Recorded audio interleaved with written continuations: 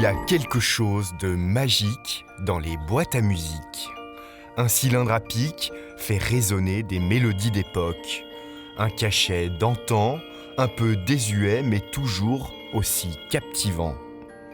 Une histoire d'ici entre musique et horlogerie. Le principe de la boîte à musique a été mis au point à la fin du XVIIIe siècle ici à Genève par un horloger. Et c'est ça qui est important, c'est que c'est un horloger qui, presque par hasard, est interpellé par la résonance de l'acier. Il avait frappé un peu par inadvertance une lame d'acier.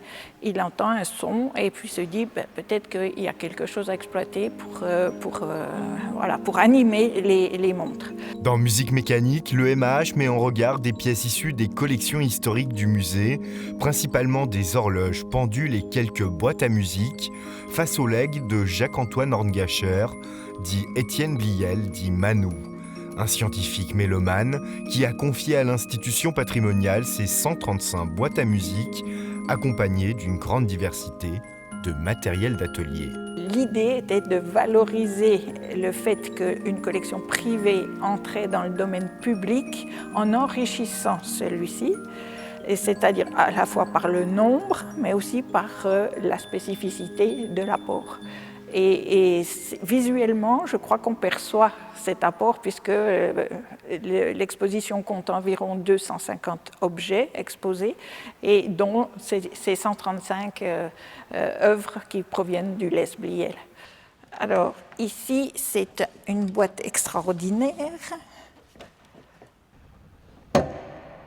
Voilà, là, le cylindre s'est mis en place. Une collection qui reflète l'évolution des pratiques et des techniques avec des boîtes à cylindres, des boîtes à plateau, des boîtes à disques ou ces grandes boîtes à musique de gare pour animer les lieux publics. Sa formation de technicien, de mécanicien, de précision, d'horloger l'a amené assez vite à vouloir restaurer lui-même, réparer, nettoyer les objets. Il les a un peu transformés. Parfois, il a fait un travail de conservateur quelque part, assez magistral. Si vous regardez, chaque boîte à musique porte un prénom. C'était un rituel de Horngacher de baptiser les boîtes à musique en fonction des personnes qui avaient accompagné l'achat ou la restauration, etc., ou des amitiés. Et puis, par exemple, la première boîte à musique qu'il a reçue, il avait une dizaine d'années, elle s'appelle Henriette du nom de sa tante qui avait offert cette boîte.